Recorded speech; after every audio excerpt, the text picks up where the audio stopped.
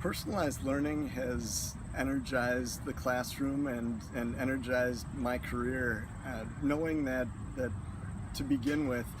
that the students are going to have some more freedom, I'm going to have some more freedom as well, and it's led to higher quality conversations. And for me, being able to get to every student and be able to talk to each of the students as they need it, and that takes some of the differentiation out of the equation. As far as me prepping for a class, I'm preparing to meet with learners, groups of learners or students. And I think the place to start with that, once we understand the why of what we're doing, and we know what we're teaching and what we want students to learn, and to let some of the how it's delivered and how students are going about presenting their evidence of the learning, the how piece is where it's easiest to begin for us from a mental approach.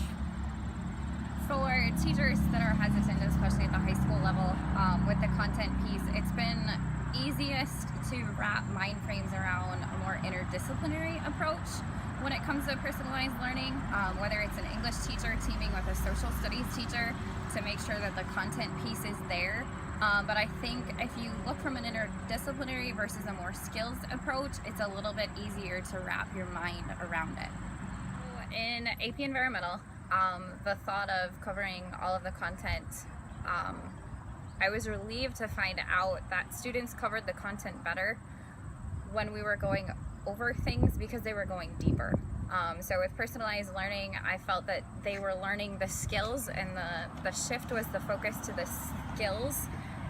rather than worrying so much about the content. I felt as I personalized that I wasn't the one owning the content, rather the students were, and they helped me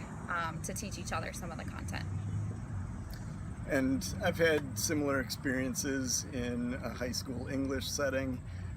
where the students are actually going deeper as far as their critical thinking and the depth that they get into the literature and what they do with it, as opposed to me guiding them with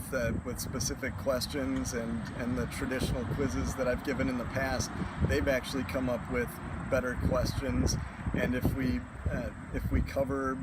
more books, that's one thing. As far as individuals are concerned, students have covered more material than what I've given in the past, but if we don't get there, it's okay, because they are able to handle the skills and meet the standards that they're working toward within each of the units that we've run through in the past.